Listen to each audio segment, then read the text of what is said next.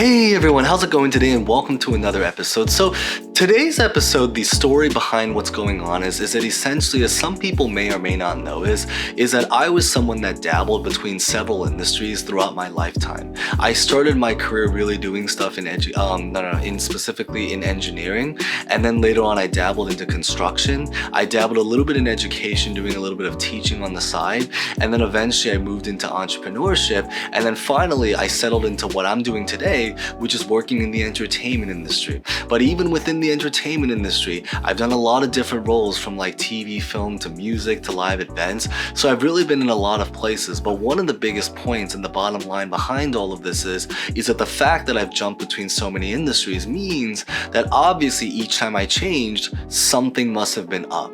Otherwise, I would have stayed put, right? And I think that makes a lot of sense, unless I was just upgrading life, which is true too. I was upgrading life each time I changed my particular industry.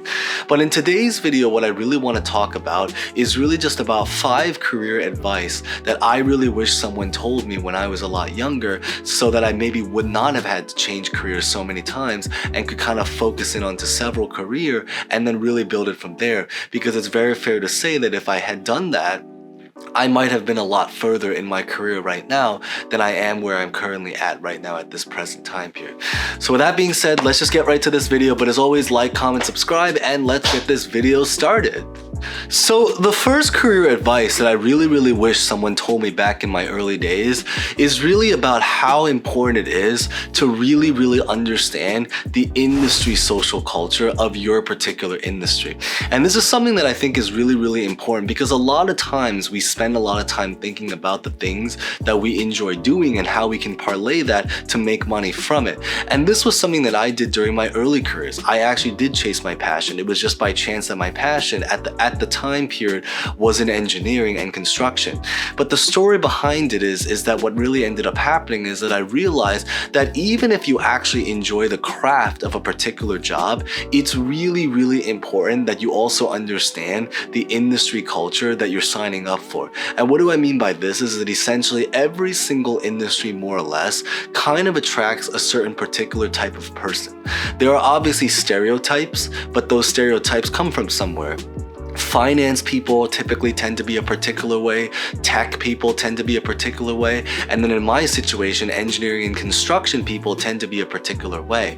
So why am I saying this is really because of the fact that because you can fit a particular job in terms of like loving what it is that you're supposed to be doing, but you may not necessarily fit the actual culture behind the job. And this was one of the biggest struggles that caused me to leave my ex-profession at the time period. It was because at the time period I realized that, like, although I love the job in terms of its craft, I realized that the values and the things that I lived for were just on a totally separate page from the typical industry culture that a lot of people lived by in my ex-profession.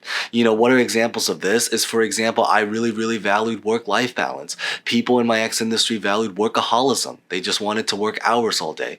I valued having a vibrant social circle. People in my ex-industry were more introverted, more quiet, right? I valued being able to be creative. People in my ex-industry were more methodical. They wanted things much more black and white. So the bottom line, what I'm really trying to say is that when it comes to choosing the right career path and what you want to pursue, it's really important to think about whether or not you can actually physically fit the typical kind of vibe that an industry is going to attract. Because at the end of the day, and I've mentioned this before in past videos, which I'll put at the end screen so you guys can check out after this video as well, is that the biggest idea really is that because at the end of the day, many of the things, and in terms of how far you will get in your profession, things such as like promotions and all that, is going to be very reliant on favoritism, on your ability to be able to attract the crowd and really be able to fit in with the people around you. But if you don't fit in with the people around you, even if you love the craft of your job, it may be time to reconsider the career path that you're currently in. And that's probably going to be the second career advice, or the first career advice I'm all over the place today. The first career advice that I wish someone told me when I started my career journey at the time period. Now, the second career advice that I wish someone really, really told me when I started my career path is really about how important money is. And I think a lot of times this is one's very, very important, especially being a finance channel that we are, is because when we start our career paths, a lot of times we might not necessarily fully think about the money that's involved or how much you're making in a particular job. Then you have a lot of people that think so much about the money that they start to neglect other areas. But for me personally, I think the story behind it is that because at the time period, I didn't really think about money as much. As long as there was enough money to sustain, I was pretty happy. And to my knowledge or to my experience now that I'm living in the future, I can say that that has absolutely been correct. It's that as long as there was enough money to be able to afford basic necessities, then things would be satisfied. And then afterwards, all the other factors in terms of choosing a career now start to come into play.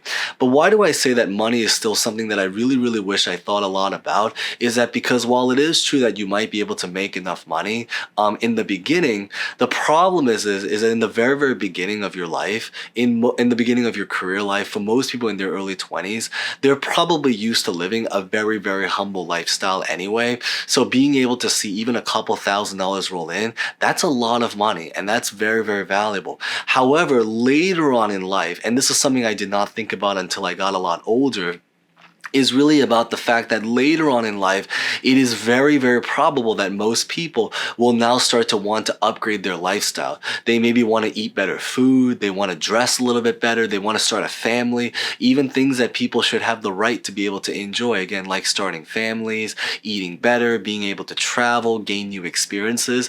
A lot of this stuff, it costs money.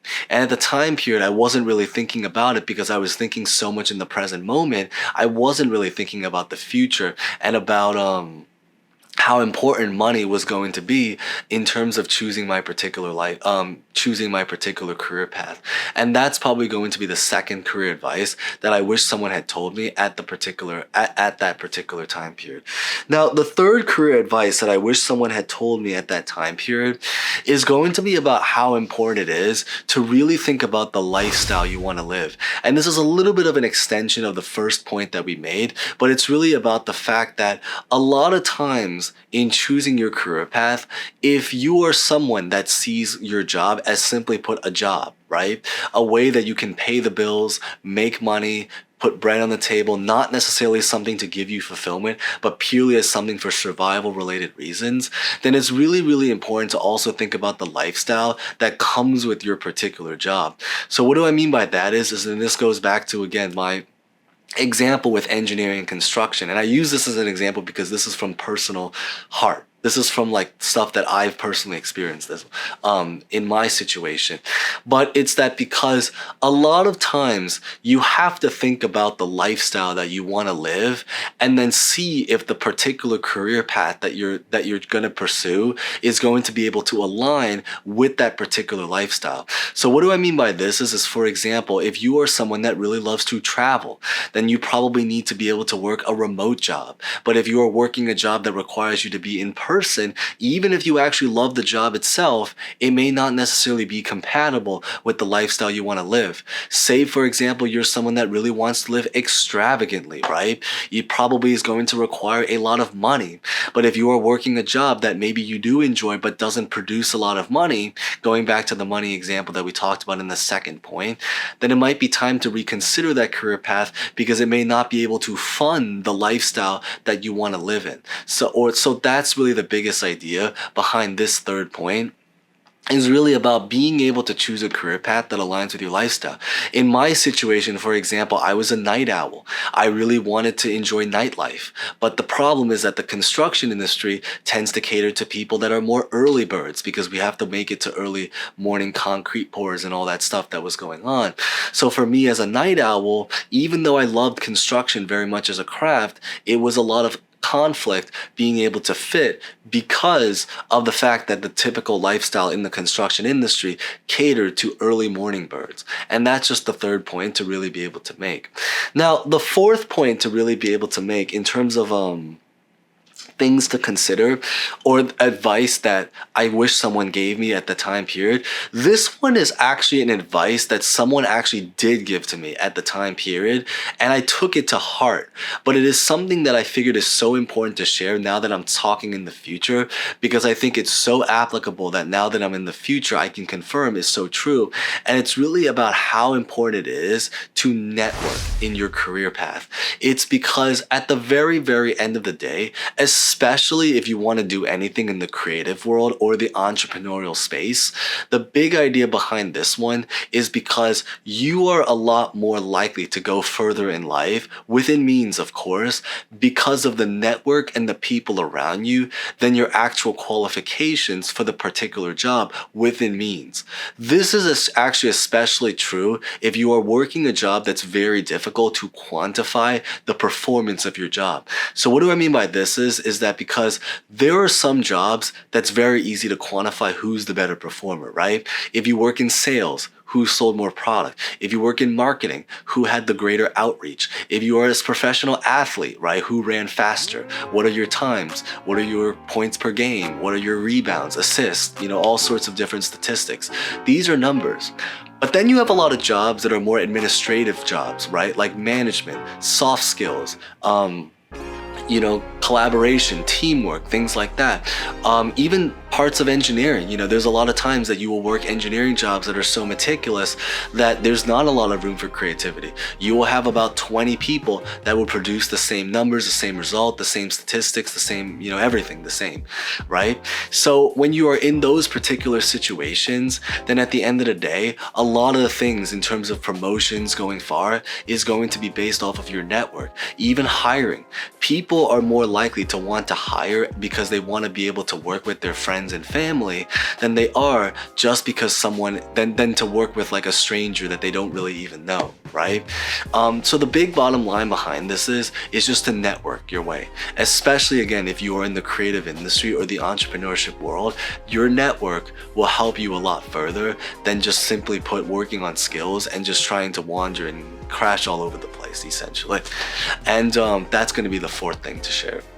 Now, the fifth and probably the last thing that we're going to share in today's video is going to be about the fact that if there is something that you really, really want in your particular career life, sometimes instead of, because I say this because I've seen this happen so many times, you will see people that when a problem comes up in the workforce, they will either gossip, they will either talk behind the back, they will either, quiet quit, they will do so many different things.